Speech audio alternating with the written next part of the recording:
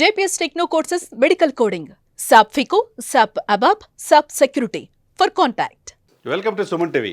ప్రపంచమంతా ఒకటైతే మన తెలుగులో సినీ క్రిటిక్స్ దారి ఒకవైపు ఉన్నట్టుంది. హరిహర వీరమల్లు చరిత్రలో నిలిచిపోతుందని చెప్పేసి ప్రముఖ బాలీవుడ్, హాలీవుడ్ నటులు క్రిటిక్స్ చెప్తా ఉంటే మరి మన క్రిటిక్స్కి ఏమైందో అర్థం కావట్లేదు. వాళ్ళకి చరిత్ర తెలియక లేకపోతే ఎక్కువ చదువుకోకపోవటమా అనేది ఆత్మపరిశీలన చేసుకోవాలి.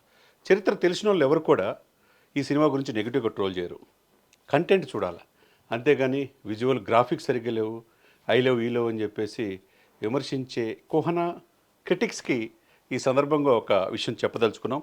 ఎందుకంటే ప్రముఖ బాలీవుడ్ వ్యక్తి, క్రిటిక్, ఆనాటి అమితాబ్ బచ్చన్ నుంచి ఇప్పటి వరకు కూడా క్రిటిక్ సినిమా గురించి రాసే వ్యక్తి, ఎక్కడా బయాస్ కాదు, రూపాయికి ఆశపడిన వ్యక్తి. చాలామంది ఒకప్పుడు సునీల్ శెట్టి సినిమా బాగుందని రాయమని చెప్పంటే ఎంత కావాలంటే అందిస్తామంటే తృణప్రాయంగా వదిలేసిన వ్యక్తి. అటువంటి వ్యక్తి Komal Nahata Times of India, Times నౌలో సినిమాలు రివ్యూ రాస్తుంటారు. ఇంతవరకు ఒక మచ్చలేదు. ఆ వ్యక్తి హరిహర వీరమల్లు గురించి రాసినది చూస్తే చాలా చరిత్రలో నిలిచిపోయే విధంగా ఈ సినిమాని మరల్చారు. దీంట్లో కంటెంట్ హీరో ఒప్పుకోవటమే ఒక సవాల్ అన్నారు.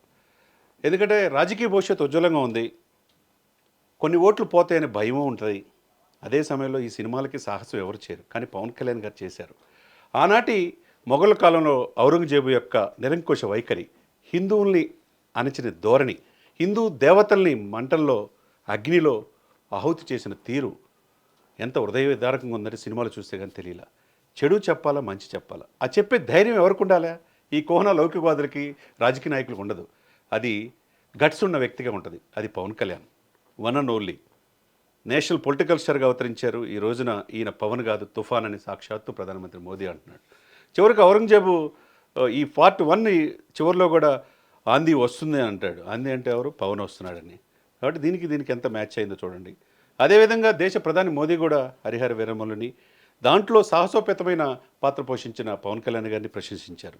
రేపు మాపు ఆ సినిమా విదేశీ పర్యటనలో మాల్దీవులు ఉన్నారు, వచ్చిన తర్వాత సినిమా చూస్తాను అని చెప్పేసి మోదీ గారు చెప్పారంటే ఇక ఆయన స్టేజీ ఎక్కడుంది, మీరు ఎక్కడున్నారో ఆలోచించుకోవాలా. అసలు మీరు ఏమైనా చరిత్ర చదువుకున్నారా? చరిత్రలో అక్కడ సింధు నాగరికత ఏంది 1921 నుంచి? ఎందుకంటే చరిత్ర నేను చదువుకున్నా కాబట్టి విశ్వవిద్యాలయంలో, తర్వాత లా కూడా చదువుకున్నా కాబట్టి చెబుతున్నా. ఆనాటి సింధు నాగరికత కట్టడాలు భారతదేశం ఇది ఋగ్వేదం, యజుర్వేదం, సామవేదం, అధర్వవేదం ఏం చెప్తుంది, ఆనాటి మొఘళ్ళు ఏం చేశారు, తర్వాత మౌర్యులు, అశోకుని కాటి గోల్డెన్ పీరియడ్ చెట్లు నాటాడు అంటారు మన చరిత్రలో. మరి ఔరంగజేబ్ ది గ్రేట్ అనుకున్నప్పుడు కృష్ణదేవరాయలు ది గ్రేట్ కాదా? హరిహర రాయలు, బుక్కరాయలు ఆ రోజు విజయనగర సామ్రాజ్యాన్ని ప్రేరేపించిన విద్యారణ్య మహర్షి ఏంటి గొప్పతనం కాదా? ఇటువంటి ఆ రోజుల్లో అటువంటి గోల్డెన్ పీరియడ్. మరి కృష్ణదేవరాయలు ఏమైపోయాడు? 23 సంవత్సరాల ఉరికంబోని ముద్దాడిన భగత్ సింగ్, రాజగురు సుఖదేవ్ చరిత్ర ఏమైంది? శివాజీ కుమారుడు చావా ఆ సినిమా తీసేదాకా వీళ్ళంతా ఏమైపోయారు?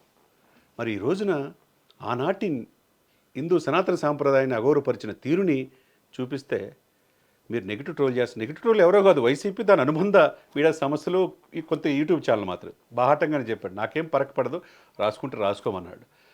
నేను ఒక సివిలైజేషన్ అంటే ఒక సంస్కృతి, ఈ సంస్కృతి విచ్ఛిన్నం అయిపోయిందని సినిమా తీశానని చెప్పాడు. ఇప్పుడు కోమల్ నహతా చేసింది కూడా అదే. టైమ్స్ నౌ నేషనల్ మీడియా అంతా ప్రశంసిస్తుంది. Rajdeep Sardesai, Times Now, India Today, Republic TV అన్నీ ప్రశంసిస్తుంటే మరి వీళ్ళకి కళ్ళు కనపట్టలేదా, లేదా కళ్ళు మూసుకుపోయినాయా? ఎవరి మెప్పు కోసం, ఎవరి స్వార్థం కోసం, డబ్బుకు ఆశపడి ఇలా చేస్తున్నారనేది చాలామంది విమర్శిస్తున్నమాట. ఇకనైనా మార్చుకోండి అని చెప్పి అంటున్నారు. ఎందుకు తెలుగు సినిమా పరిశ్రమ బాగుపడాలి. కన్నాంతరాలు దాటి, బాలీవుడ్ దాటి హాలీవుడ్ ఆ రేంజ్లో మనం వెళ్తూ ఉంటే, RRR ఆస్కార్ రేంజ్కి వెళ్తూ ఉంటే, ఇక్కడ కొంతమంది క్రిటిక్స్ ముసుగులో ఈ సినిమాకి రిలీజ్ కాకముందే రేటింగ్ ఇచ్చేస్తారు, సినిమా ఫ్లాప్ అంటారు. సినిమాని చంపకండి దయచేసి. దీని మీద ఆధారపడి లక్షలాది మంది ఆధారపడి ఉంటారు, 24 క్రాఫ్ట్స్ ఉంటారు, సమాజ సేవ చేసే ఎక్కువ హీరోలు ఉంటారు. ఇటువంటి తెలుగు పరిశ్రమ ఖండాంతరాలు వ్యాపించిన ఈ సందర్భంలో మన సినిమాని మనమే చంపుకోకూడదు కదా. మీరేమైనా ఆపగలుగుతున్నారంటే మీరు చేసే ట్రోల్స్ వల్ల ఇంకా ఎక్కువ చూస్తున్నారు జనం. కుటుంబాలు కదిలి సినిమాకి వెళ్తున్నాయి. ఈరోజు కలెక్షన్స్ 150 కోట్లు అంటారు, రేపు 250 కోట్లు, 200 నుంచి 250 కోట్లకి రేపు ఆదివారం సాయంత్రం కలెక్షన్స్ వస్తున్నాయి అంటే మీరు ఆపగలుగుతున్నారా? కాబట్టి ఈ సినిమా తీయాలంటే ఈ కంటెంట్ ఒప్పుకోవటమే హీరో రికార్డ్ అని చెప్పేసి ఆయన చెప్పాడంటే కోమల్ నహతా, దాన్ని బట్టి అర్థం చేసుకోవచ్చు.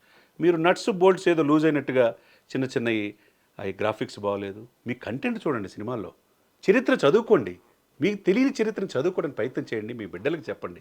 అంతేగాని ఔరంగజేబు గొప్పతనం, ఆనాడు ముస్లింల యొక్క వైఖరి, ముస్లింలు ఓట్లు పోతాయని చెప్పి ఇక్కడేం చూడలే హీరో. తన సంప్రదాయాన్ని, తన హిందూ సంప్రదాయాన్ని అగౌరవపరిస్తే చెప్పే గట్స్ ఉన్న నటుడిగా పవన్ కళ్యాణ్ గారు చూడాలి. కాబట్టి ఆయన రేంజి ఆకాశాన్ని అంతగా ఎదుగుతుంది.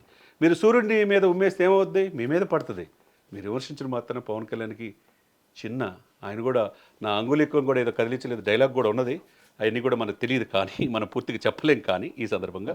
కానీ ఆయన ఎవరు కూడా టచ్ చేయలేని పరిస్థితుల్లో ఈరోజు పవన్ కళ్యాణ్ గారు ఉన్నారు.